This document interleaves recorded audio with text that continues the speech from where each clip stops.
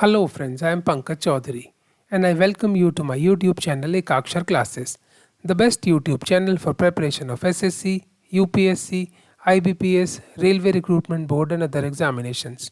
Today's topic is Current Affairs Monthly Capsule for the month of September 2020. सितंबर माह 2020 के लिए current affairs monthly capsule. This video is part 1 of the 2 video series on current affairs for September. Before we start, I request you to please like, share and subscribe our channel and press the bell icon for notifications about our videos. Let's start learning. National news, राष्ट्रीय समाचार. Top stories. National digital health mission. Bharat के प्रधानमंत्री ने देश के 74वें स्वतंत्रता दिवस पर राष्ट्रीय डिजिटल स्वास्थ्य मिशन का शुभारंभ किया. इस योजना के अंतर्गत प्रत्येक भारतीय को एक 14 अंकों का हेल्थ आईडी कार्ड दिया जाएगा. इस कार्ड में उसकी चिकित्सा संबंधित सारा ब्यौरा रहेगा, जैसे उसकी मेडिकल हिस्ट्री, उसके टेस्ट की रिपोर्ट एवं चिकित्सा संबंधी जानकारी. यह रोगियों को कुशल स्वास्थ्य सेवा प्रदान करने में डॉक्टरों की मदद करेगा. इसमें डिजी डॉक्टर भी शामिल है. डिजी डॉक्टर में सभी चिकित्सक अपना विवरण दर्ज कर सकते हैं. It aims at improving efficiency, transparency and effectiveness of the health care system of India. इसका उद्देश्य भारत में स्वास्थ्य सेवा प्रणाली की दक्षता, पारदर्शिता और प्रभावशीलता में सुधार करना है. War memorial of Indian soldiers. भारतीय सैनिकों के लिए युद्ध स्मारक. सद्भावना के प्रतीक के रूप में बांग्लादेश ने भारत पाक युद्ध में शहीद हुए भारतीय सैनिकों के लिए एक युद्ध स्मारक बनाने का निर्णय लिया है. वर्ष 1971 में हुए इस युद्ध के परिणाम स्वरूप ही बांग्लादेश को स्वतंत्रता प्राप्त हुई थी. इस युद्ध स्मारक का निर्माण ब्राह्मणबेरिया जिले के आशुगंज में किया जाएगा. यह जिला त्रिपुरा की सीमा से लगता है. राम मंदिर अयोध्या. प्रधानमंत्री नरेंद्र मोदी ने 5 अगस्त 2020 को उत्तर प्रदेश के अयोध्या में भगवान राम की जन्मभूमि पर राम मंदिर की आधारशिला रखी. मंदिर के वर्ष 2024 तक पूर्ण होने की उम्मीद है. राम मंदिर के निर्माण एवं प्रबंधन की जिम्मेदारी श्री राम जन्मभूमि तीर्थ क्षेत्र ट्रस्ट को दी गई है. यह ट्रस्ट सुप्रीम कोर्ट के आदेश अनुसार भारत सरकार द्वारा स्थापित किया गया. Food systems vision prize. FSSAI food safety and standards authority of India को रॉकफेलर फाउंडेशन द्वारा उनके ईट राइट इंडिया अभियान के लिए फूड सिस्टम विजन प्राइज से सम्मानित किया गया. ईट राइट इंडिया कैंपेन का मकसद उपभोक्ताओं को सुरक्षित एवं स्वस्थ भोजन प्रदान करना एवं सही खाने के तरीकों को अपनाने के लिए जागरूक करना है. हैदराबाद स्थित नाडी फाउंडेशन को भी रॉकफेलर फाउंडेशन द्वारा इस पुरस्कार से सम्मानित किया गया. OSOWOG. OSOWOG का अर्थ है one sun one world one grid, यानी एक सूर्य एक विश्व एक ग्रिड. 17 अगस्त 2020 को प्रधानमंत्री नरेंद्र मोदी ने OSOWOG प्रोजेक्ट की घोषणा की. इस योजना के अंतर्गत 140 देशों को जोड़ने वाला एक अंतर्राष्ट्रीय ग्रिड स्थापित किया जाएगा और इसका इस्तेमाल दुनिया भर में सौर ऊर्जा को एक राष्ट्र से दूसरे राष्ट्र में स्थानांतरित करने के लिए किया जाएगा. Arya. ARIIA. Arya stands for Atal ranking of institutions on innovation achievements. यह भारत में उच्च शिक्षा संस्थानों एवं विश्वविद्यालयों को व्यवस्थित रूप से रैंक करने के लिए शिक्षा मंत्रालय और AICTE यानी अखिल भारतीय तकनीकी शिक्षा परिषद की एक पहल है. वर्ष 2020 की आर्या रैंकिंग्स को 18 अगस्त 2020 को भारत के उपराष्ट्रपति श्री वेंकैया नायडू द्वारा जारी किया गया. IIT मद्रास राष्ट्रीय महत्व के संस्थानों की श्रेणी में सबसे ऊपर रहा, जबकि Kalinga institute of industrial technology Odisha निजी विश्वविद्यालयों की श्रेणी में सबसे ऊपर रहा. AINTT ASEAN India network of think tank. AINTT का आयोजन MEA द्वारा 20 एवं 21 अगस्त को थाईलैंड के विदेश मंत्रालय के साथ मिलकर वीडियो कॉन्फ्रेंसिंग के जरिए किया गया. इसका उद्घाटन केंद्रीय विदेश मंत्री श्री S जयशंकर और थाईलैंड के डिप्टी प्रधानमंत्री एवं विदेश मंत्री डॉन प्रमुदविनल द्वारा किया गया. India's ropeways.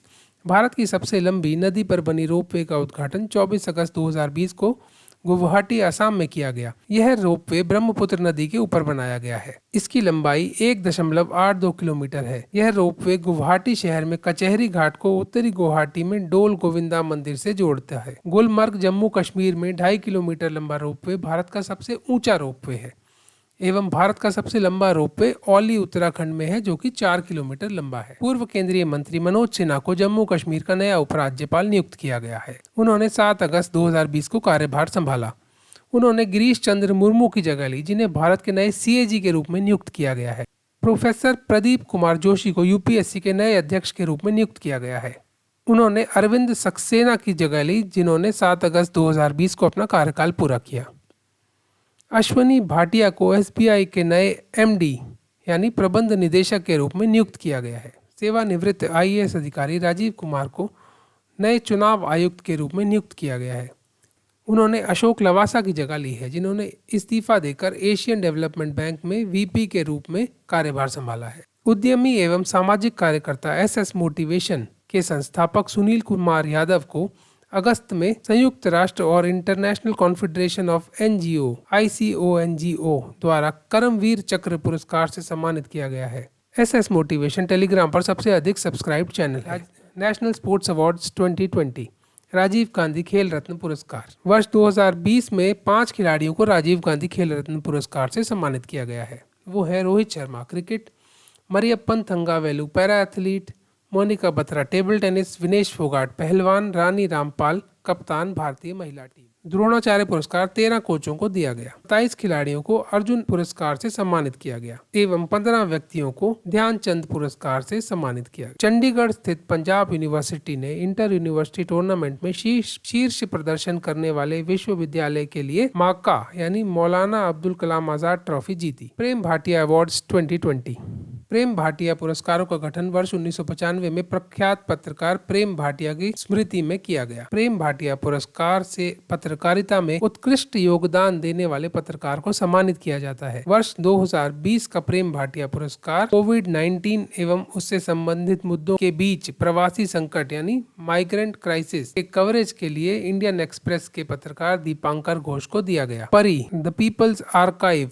Of rural India website को कोविड-19 मुद्दों के व्यापक कवरेज एवं पर्यावरण यानी क्लाइमेट पर इसके प्रभाव के लिए प्रेम भाटिया पुरस्कार 2020 से सम्मानित किया गया। 21 अगस्त 2020 को USISPF यानी US India strategic partnership forum ने महिंद्रा एंड महिंद्रा के अध्यक्ष आनंद महिंद्रा एवं अडोब के अध्यक्ष और CEO शांतनु नायन को भारत अमेरिका द्विपक्षीय संबंधों को मजबूत करने के लिए उनके योगदान के लिए 2020 लीडरशिप अवार्ड से सम्मानित किया। भारतीय प्रोफेसर बिमल बागची को जोएल हेनरी हिडेलब्रैंड पुरस्कार वर्ष 2021 के लिए चयनित किया गया है। He has been selected for his work in theoretical and experimental chemistry of liquids। सरल पदार्थों के सैद्धांतिक और प्रायोगिक रसायन विज्ञान में उनके काम के लिए उन्हें चुना गया है। भारत की सबसे बड़ी बिजली उत्पादक कंपनी NTPC ने 8 अगस्त 2020 को यह सूचना दी कि उन्होंने इस वित्त वर्ष में 100 बिलियन यूनिट की संचयी बिजली उत्पादन क्यूमुलेटिव पावर जनरेशन की उपलब्धि हासिल की है। NTPC की कुल स्थापित क्षमता 62,900 मेगावाट है। चंद्रयान 2 ने चंद्रमा की कई छवियों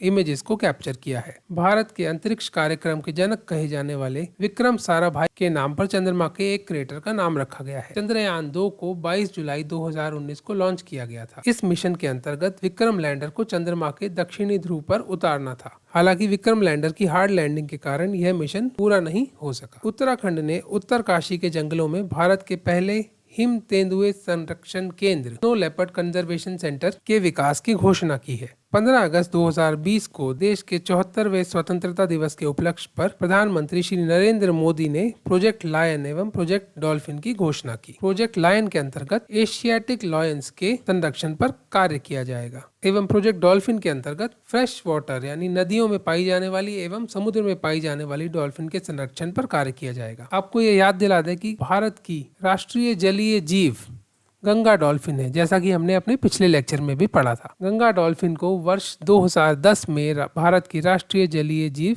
घोषित किया गया। वैज्ञानिकों ने महाराष्ट्र के माथेरन में तितलियों की 140 दुर्लभ प्रजातियों की खोज की है। इसमें 77 प्रजातियां पहली बार खोजी गई हैं। लगातार चौथे वर्ष इंदौर ने देश के वार्षिक स्वच्छता सर्वेक्षण स्वच्छ सर्वेक्षण 2020 में शीर्ष स्थान हासिल किया। छत्तीसगढ़ को सबसे स्वच्छ राज्य का पुरस्कार दिया गया है। गोवा शिपयार्ड में आयोजित एक समारोह के दौरान कोस्ट गार्ड ने सार्थक नाम का एक नया तट रक्षक जहाज अपने बेड़े में शामिल किया। इसका निर्माण गोवा शिपयार्ड लिमिटेड द्वारा किया गया है। सत्यपाल मलिक को मेघालय के नए राज्यपाल के रूप में नियुक्त किया गया है। इससे पहले वे गोवा के राज्यपाल थे। महाराष्ट्र के राज्यपाल भगत सिंह कोश्यारी को गोवा का अतिरिक्त कार्यभार दिया गया है। ड्रीम 11 ने IPL 2020 के लिए शीर्षक प्रायोजक यानी टाइटल स्पॉन्सरशिप अधिकार जीता है। इससे पहले यह अधिकार चीनी मोबाइल कंपनी वीवो के पास था। भारतीय क्रिकेट टीम के पूर्व कप्तान महेंद्र सिंह धोनी ने 15 अगस्त 2020 को अंतर्राष्ट्रीय क्रिकेट से संन्यास लेने की घोषणा की। इसी दिन सुरेश रैना ने भी अंतर्राष्ट्रीय क्रिकेट से संन्यास ले लिया। 30 अगस्त 2020 को संयुक्त विजेता घोषित किए जाने के बाद भारत और रूस ने 2020 का ऑनलाइन शतरंज ओलंपियाड खिताब साझा किया। और जानते हैं इसकी वजह क्या थी? इंटरनेट कनेक्टिविटी का फेलियर।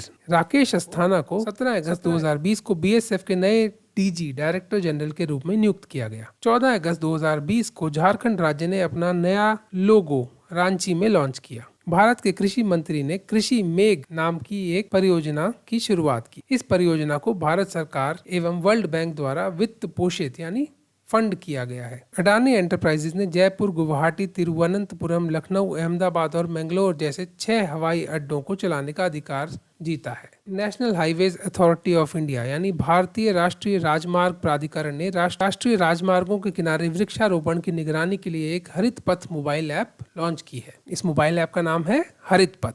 भारत सरकार ने मिशन अभ्यास की घोषणा की है। इसके अंतर्गत संभावित पीएचडी एवं स्नातकोत्तर छात्रों के शोध कौशल को विकसित किया जाएगा। इसका उद्देश्य देश में अनुसंधान एवं विकास को बढ़ावा देना है। Economic news. वित्तीय समाचार। भारतीय रिजर्व बैंक वित्तीय वर्ष 2019-20 के लिए अपने अधिशेष यानी सरप्लस के 57,128 करोड़ रुपए केंद्र सरकार को हस्तांतरित करेगा।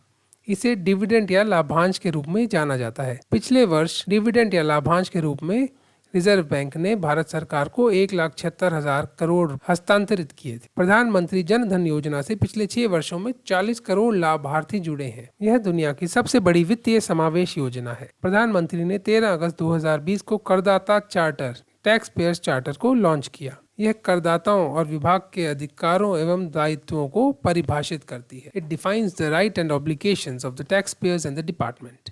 प्रधानमंत्री ने करदाताओं और आयकर विभाग के बीच इंटरफेस को खत्म करने के लिए 13 अगस्त 2020 को फेसलेस मूल्यांकन योजना की भी शुरुआत करी। वित्त वर्ष 2019-20 में भारत का व्यापार घाटा ट्रेड डेफिसिट 113 बिलियन अमेरिकी डॉलर रहा। वित्तीय वर्ष 2018-19 में यह आंकड़ा 118 बिलियन अमेरिकी डॉलर था। अगस्त के माह में भारत का विदेशी मुद्रा भंडार अब तक के सबसे उच्च स्तर 538.191 बिलियन अमेरिकी डॉलर के स्तर पर पहुंच गया। भारत दुनिया में चौथा सबसे अधिक विदेशी मुद्रा भंडार रखता है। नैसकॉम ने भविष्यवाणी की है कि डेटा एवं आर्टिफिशियल इंटेलिजेंस 2025 तक भारतीय अर्थव्यवस्था में 500 बिलियन अमेरिकी डॉलर का योगदान कर सकता है। वित्त वर्ष 2020-21 की पहली तिमाही यानी अप्रैल से जून 2020 में भारत की जीडीपी ग्रॉस डोमेस्टिक प्रोडक्ट में रिकॉर्ड 23.9% की गिरावट आई है। इसका मुख्य कारण कोविड-19 से संबंधित लॉकडाउन को बताया जाता है। यह अनुमान लगाया गया है कि वर्ष 2036 तक